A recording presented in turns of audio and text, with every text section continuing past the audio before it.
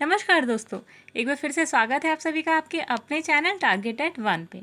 मैं हूं अमृता और आज हम बात करने वाले हैं प्रैक्टिस सेट के बारे में। आपका ये प्रैक्टिस सेट सभी टीचिंग एग्जाम्स के लिए इक्वली इंपॉर्टेंट है, चाहे आपका यूपी टेट हो, सी टेट हो, सुपर टेट हो, DSSS, KVS, BEd या फिर DLED। अगर आप एनवीएस की प्रिपरेशन कर रहे हैं तो उसके लिए भी यहाँ से कुछ इंपॉर्टेंट क्वेश्चन आप सभी को मिल जाएंगे। तो चलिए बढ़ चलते हैं पहले क्वेश्चन की तरफ। पहला क्वेश्चन है हमारा, रिया अक्सर कक्षा 5 की अपनी ईवीएस कक्षा में पूछताछ और कल्पनाशील प्रश्न पूछती है। ऐसा करने के पीछे उसका लक्ष्य डैश में सुधार करना होता है। तो एक लड़की है, एक बच्ची है, एक स्टूडेंट है रिया। वो क्लास 5वीं में पढ़ती है और ईवीएस की जब क्लास आती है तो वो अपने नॉलेज के अकॉर्डिंग, क्योंकि उसकी कल्पना शक्ति जो है वो काफ़ी अच्छी है, वो क्वेश्चन पूछती है टीचर से। तो वो किस क्वेश्चन में अपने सुधार करना चाहती है। तो हालांकि वो बच्ची है, उसे ये नहीं पता कि उसके अंदर कौन सा कौशल सुधर रहा है, लेकिन एज अ टीचर आप क्या देखेंगे उस बच्चे के अंदर कि उसकी किस चीज़ की जो है इम्प्रूवमेंट हो रही है। पहला ऑप्शन है आपका अवलोकन कौशल, ऑप्शन नंबर बी है भावनात्मक कौशल, ऑप्शन नंबर सी है सूचीकरण कौशल और ऑप्शन नंबर डी है चिंतन कौशल। तो जो एक्यूरेट आंसर है गाइज इसका, सभी लोग को लगेगा कि यहाँ पे अवलोकन कौशल होना चाहिए। तो अवलोकन कौशल होता गाइस तब जब बच्चा किसी प्रॉब्लम को ओवरऑल देखता और फाइनली वो एक अपना डिसीजन देता उसके ऊपर कि ये होकर, ये ना होकर ये चीज़ होनी चाहिए, यानी ऑप्शन ए होकर या फिर ऑप्शन बी होना चाहिए, ऑप्शन ए ना होकर। तो अगर बच्चा इस तरीके का कमेंट देता है, अपने जब डिसीजन देता है या फिर अपना ओपिनियन देता है, तो दैट इज़ अवलोकन कौशल। लेकिन यहाँ पे जो करेक्ट आंसर है आपका वो है चिंतन कौशल। चिंतन कौशल कैसे? क्योंकि बच्चा यहाँ पे जब क्लास में कुछ भी टॉपिक से पढ़ाया जा रहा है तो बच्चा अपना कल्पना शक्ति वहाँ पे अप्लाई कर रहा है, तो वो चिंतन कर रहा है उस चीज़ के बारे में, ठीक है ना। तो रिया अपना यहाँ पे जो है चिंतन कौशल इम्प्रूव करने की कोशिश कर रही है। अगले क्वेश्चन पे आते हैं, डैश निजी भाषण के महत्व का दस्तावेजीकरण करने वाले पहले मनोवैज्ञानिक थे। तो गाइज हमने जब भी प्रैक्टिस सेट सॉल्व किया है आपके भाषा से रिलेटेड और जो भी साइकोलॉजिस्ट लैंग्वेज से रिलेटेड थे, तो उनमें हमने हमेशा एक बात कही है कि जब भी भाषा का नाम आता है या भाषा टर्म आए तो आपको वहाँ पे दो जो मनोवैज्ञानिक हैं उनका नाम याद रखना है। पहला है नॉम चॉम्स्की और दूसरे हैं आपके लेव वाइगॉत्स्की। तो जब भी आपकी ग्रामर का सेक्शन पूछा जाए, ग्रामर अगर आपका वर्ड आए कि बच्चों का खुद का अपना ग्रामर होता है, या फिर एलईडी का टर्म आए, या फिर ऐसा कोई क्वेश्चन आए जो आपके लैंग्वेज डिवाइस से रिलेटेड हो, तो वहाँ पर आपके नॉम चॉम्स्की का नाम आएगा। लेकिन गाइज यहाँ पे क्योंकि निजी भाषण की बात आई है, तो यहाँ पे जो भाषण या जो भाषा होगा लैंग्वेज से रिलेटेड, यहाँ पे लेव वाइगॉत्स्की का नाम आएगा। तो हर बार हमने डिस्कशन करा है, यहाँ पर भी हम वही डिस्कस कर रहे हैं। जेबी वॉटसन की बात करें तो क्लासिकल कंडीशनिंग पे सबसे पहले खोज स्टार्ट की थी पेवलॉव ने, ठीक है।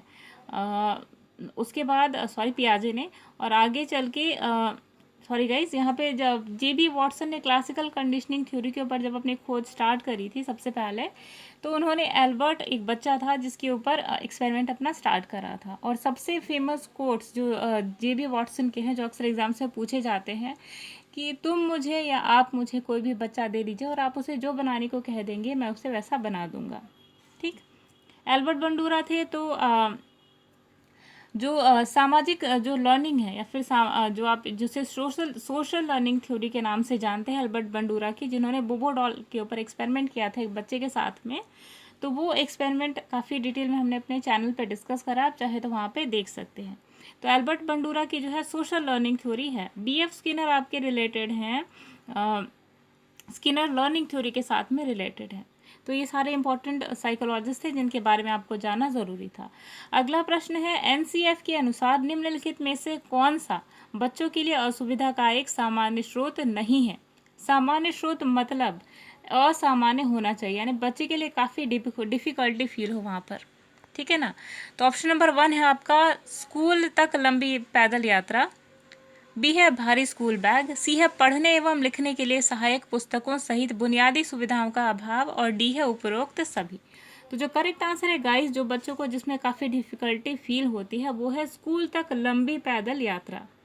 भारी स्कूल बैग होना ये बच्चे पे डिपेंड करता है, क्योंकि प्राइमरी क्लासेस में जनरली बच्चा जब 1 से 5 में होता है तो उसके पास 5 किताबें होती हैं, 5 नोटबुक्स होते हैं, पेंसिल होती है या उसका लंच बॉक्स होता है, तो काफ़ी हैवी नहीं होता और बच्चा वहाँ पे इजीली उसे कैरी कर सकता है। पढ़ने लिखने के लिए सहायक पुस्तकें सहित बुनियादी सुविधाओं का अभाव, तो ये चीज़ बच्चे को स्कूल से प्रोवाइड हो जाती है, तो ये खासा दिक्कत का सामना बच्चे को यहाँ पे नहीं करना पड़ता है।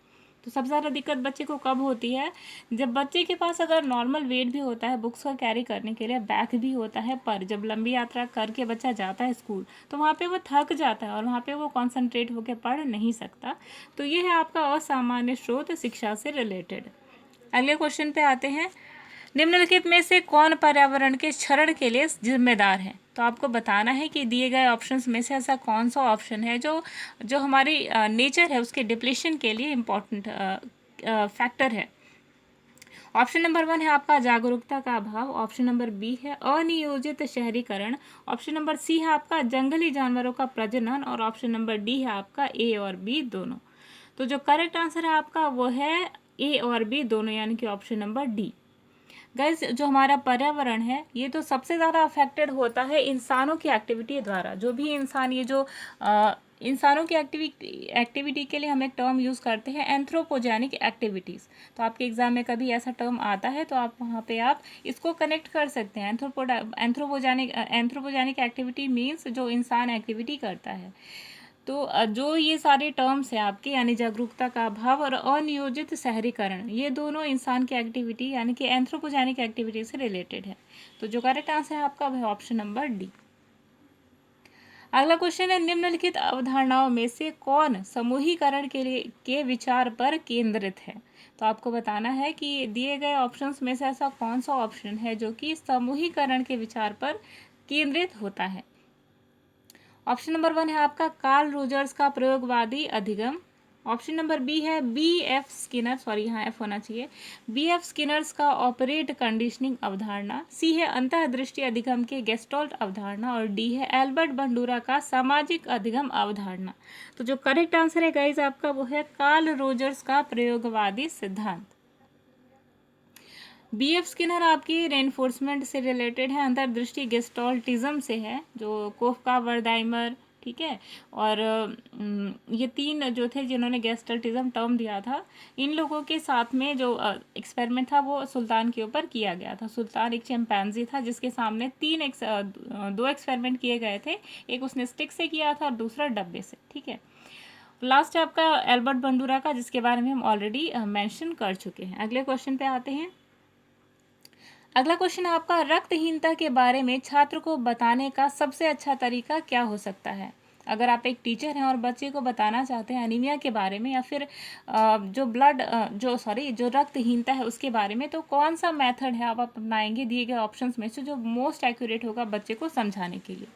क्योंकि बच्चे को आपको दिखाना भी है और उसकी इंपॉर्टेंस भी बतानी है और उसके कैरेक्टरिस्टिक से भी जोड़कर बच्चे को दिखाना है और बच्चे को इंटरेस्ट भी आए, तो कुछ नया सा होना चाहिए बच्चे के लिए, ठीक है। तो आपको इसके अकॉर्डिंग अपना आंसर बताना है। ऑप्शन नंबर 1 है उन्हें हरी और पत्तेदार सब्जियां खाने को कहना, बी है विषय से संबंधित एक वीडियो दिखाकर बताना, सी है उन्हें रक्त का घटक बताना और डी है शिक्षक उन्हें एक रक्त रिपोर्ट दिखा सकते हैं और बच्चों के बीच चर्चा कर सकते हैं।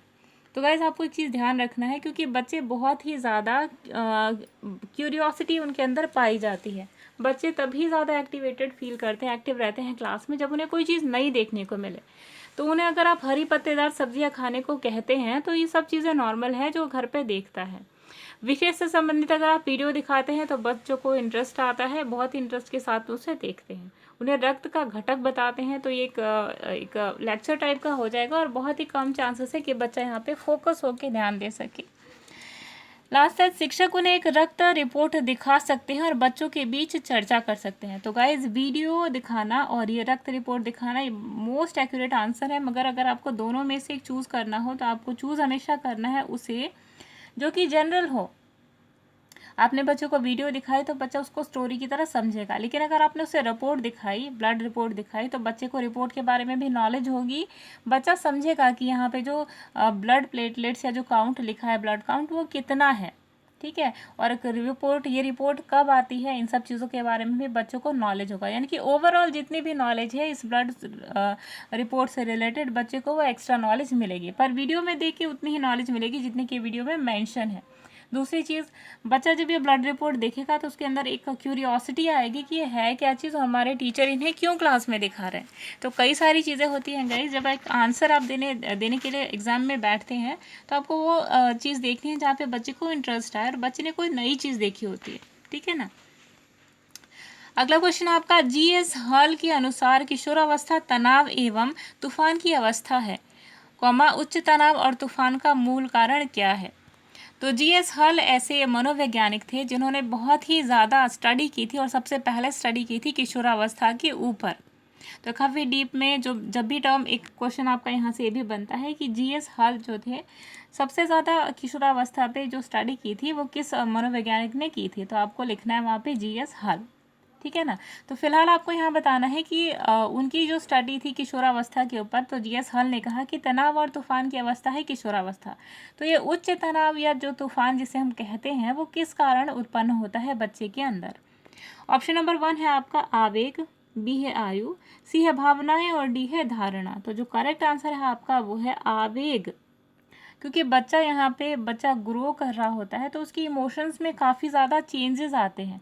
तो जब इमोशन में चेंजेस आते हैं तो बच्चे के अंदर एक जो उसके स्वभाव में है थोड़ा सा उग्रपन आ जाता है, बच्चे के अंदर क्यूरियोसिटी बढ़ती है, बच्चे का नज़रिया बदलता है, समाज के प्रति लेकर सामाजिकता बढ़ती है। तो कई सारी चीज़ें हैं, उनका मूल कारण होता है आवेग, क्योंकि बच्चा यहाँ पे तर्क देना सीख जाता है अकॉर्डिंग टू पियाजेस थ्योरी। तो बच्चा जब तर्क देना सीख जाता है, अपने व्यू डेवलप करना सीख जाता है, उसकी कल्पनाशीलता बढ़ती है, रीजनिंग पावर बढ़ती है, तो ये जो है सब आवेग के कारण उसके कारण आवेग जन्म होता है। तो जो एक्यूरेट आंसर है आपका वो है आवेग। अगले क्वेश्चन पे आते हैं। रमन एक ईवीएस शिक्षक है और जो अधिकांश विषयों को पढ़ाते समय छात्रों को अपने स्वयं के अनुभवों को बताने की तकनीक को महत्व देते हैं, जबकि यह दर्शाता है कि, यानी कि एक टीचर है, एक जो ईवीएस के टीचर है रमन, वो ज़्यादातर टाइम बच्चों को जब पढ़ाते हैं तो वो खुद के एक्सपीरियंसेस बच्चे के साथ शेयर करते हैं। तो अगर एक टीचर अपना खुद का एक्सपीरियंस, जो पर्सनल एक्सपीरियंस है वो शेयर करे तो बच्चों के साथ क्या करना चाहता है ये आपको बताना है। ऑप्शन नंबर 1 है वह कक्षा में सभी छात्रों को व्यस्त रखना चाहता है, बी है वह छात्रों की शिक्षा में वृद्धि करना चाहता है, ऑप्शन नंबर सी है वह छात्रों के संचार कौशल को विकसित करना चाहता है, और ऑप्शन नंबर डी है वह छात्र के बारे में परिचित होना चाहता है। तो गाइस, जब भी एक टीचर बच्चे के साथ अपना एक्सपीरियंस शेयर करता है तो उसका सिर्फ एक ही टेक्निक, एक ही मकसद होता है कि वो बच्चों के अंदर जो संचार का कौशल है वो विकसित करे। तो ऑप्शन आपका हो गया सी। तो गाइस, जब भी एक टीचर बच्चे के साथ अपना एक्सपीरियंस शेयर करता है तो बच्चों से वहाँ पे अप्रिसिएशन चाहता है, तो बच्चे भी वहाँ पे अपना एक्सपीरियंस शेयर करते हैं। तो एक मोनोलॉग छोड़कर एक डायलॉग वे में जो है स्टडी कैरी ऑन होती है। और हमने हमेशा यही देखा है कि जब भी टीचर बच्चे के साथ या बच्चे टीचर के साथ अपने एक्सपीरियंसेस शेयर करते हैं तो वहाँ पे लर्निंग ज़्यादा इफेक्टिव होती है as compare to monologue. Dialogue is always better. अगले क्वेश्चन पे आते हैं। शीला शिक्षक ने किसके माध्यम से अपने छात्रों के खराब ग्रेड के कारणों का पता लगाने के लिए एक टेस्ट तैयार किया है। यानी एक टीचर है जिनका नाम है शीला, तो उन्होंने क्लास में कुछ बच्चे हैं जिनके ग्रेड्स खराब आए हैं, तो उनका पता लगाने के लिए उन्होंने एक टेस्ट तैयार किया है। तो आपको बताना है वो टेस्ट कौन सा होगा। ऑप्शन नंबर 1 है उपलब्धि परीक्षण, बी है निपुणता परीक्षण, सी है योग्यता परीक्षण और डी है नैदानिक परीक्षण। तो जो करेक्ट आंसर है आपका वो है उपलब्धि परीक्षण। तो गाइज, यहाँ पे आपने सोचा कि नैदानिक परीक्षण क्यों नहीं है, तो एक टर्म आपको यहाँ पे याद रखना है। नैदानिक मीन्स व्हाट, रेमेडियल टीचिंग या रेमेडियल टेस्ट। तो आपकी अगर रेमेडी से रिलेटेड है तो रेमेडी तब होगी ना जब आपको पता चलेगा कि what is the problem is exactly. जब आप डायग्नोस करोगे बच्चे को तभी तो, और डायग्नोस कब होगा, जब आपको पता चलेगी उसकी उपलब्धियाँ, उसने कितना अचीव करा है। जैसे अगर बच्चे का आपने ये टेस्ट लिया तो उसमें बच्चे ने 40 मार्क्स गेन करे, जबकि बच्चे को ओवरऑल 100 मार्क्स टोटल मार्क्स थे वहाँ पे, तो बच्चे ने 40 ऑब्टेन करा, तो आपने ये क्या करा, उसका उपलब्धि परीक्षण करा है। अब जब आप जो टेस्ट लोगे इसके बाद वो होगा आपका नैदानिक परीक्षण, जब आपको पता चल जाएगा कि बच्चे का कौन सा सेक्शन वीक है। तो आई होप आपको क्लियर हो गया होगा उपलब्धि परीक्षण और अनैदानिक परीक्षण के बीच में डिफरेंस। निपुणता परीक्षण तब लिया जाता है जब बच्चे के पास नॉलेज ज़्यादा होती है और वहाँ पर आप जो टेस्ट लेते हैं दैट इज़ कॉल्ड निपुणता परीक्षण। अच्छा, योग्यता परीक्षण तो जब आप समेटिव और फॉर्मेटिव असेसमेंट में अपीयर होता है बच्चा, वो होता है उसका योग्यता परीक्षण। अगले क्वेश्चन पे आते हैं, निम्नलिखित में से कौन सा पियाजे के संज्ञानात्मक विकास के सिद्धांत की पूर्व संक्रियात्मक अवस्था की सीमा नहीं है। तो जब हमने पढ़ा था अपने पियाजो की थ्योरी, हमने काफ़ी डिटेल में वहाँ पे ये जो टर्म्स हैं, आत्म केंद्रीकरण, रिवर्सिबिलिटी, संरक्षण का अभाव यानी कि कंजर्वेशन का जो है अभाव, ये सारे टर्म्स वहाँ पे डिस्कस किए थे। ठीक है ना, आप चाहे तो वहाँ पे डिटेल में पियाजे की थ्योरी को देख सकते हैं। तो पहला ऑप्शन है आपका आत्म केंद्रीकरण, बी है सर्वात्मवाद, सी है प्रतिवर्त्यता यानी कि रिवर्सिबिलिटी, और डी है संरक्षण का अभाव।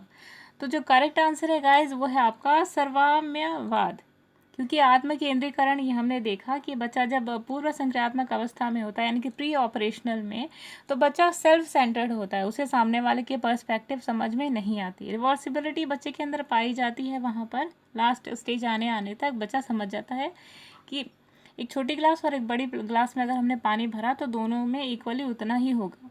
संरक्षण का अभाव यानी कि कंजर्वेशन जो पावर है बच्चे के अंदर, ये लैक होती है, कमी होती है उसकी। तो ये सारी चीज़ें हमने किस में देखी थी, पूर्व संक्रियात्मक अवस्था में, लेकिन सर्वात्मवाद वहाँ पर नहीं देखा था।